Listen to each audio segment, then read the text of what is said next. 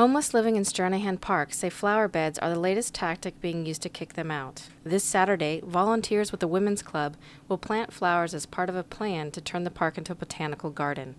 All the areas prepped are coveted shaded spots where homeless protect themselves from the sun. We start out on one side in the morning under these trees, and as the sun progressively moves, we end up on this side over here to stay in the shade. So it's kind of obvious what they're doing.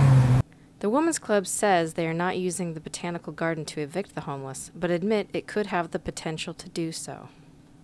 Meanwhile, area restaurants and patrons of the main library complain that homeless keep others from using the park.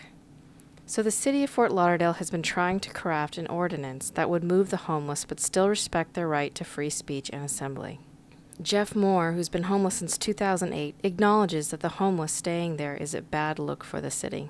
It doesn't look good for the city, to be honest with you. I mean, it does look bad to see a whole bunch of homeless people in the heart of downtown Charlotte in a beautiful place.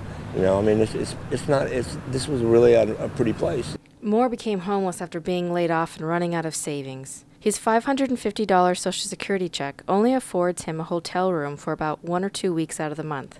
Otherwise, he's stuck at Stranahan. And then when the check does come in, I'll go to a motel room for a couple of weeks and be like a person, you know, be able to bathe and watch television and be normal. And then, of course, then you're back out on the street again. I really hate this, man. It's not comfortable sleeping outside on the ground. Some residents and members of the Women's Club feel unsafe being in the park at night.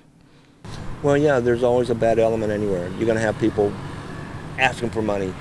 So, you know, you're homeless, don't trust him, he's shiftless, he's going to get you, he's going to steal something, you know.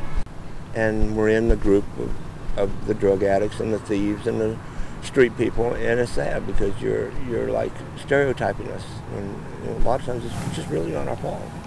Despite understanding why people want him out, Jeff Moore still believes that people who are hard on their luck need a place in the shade.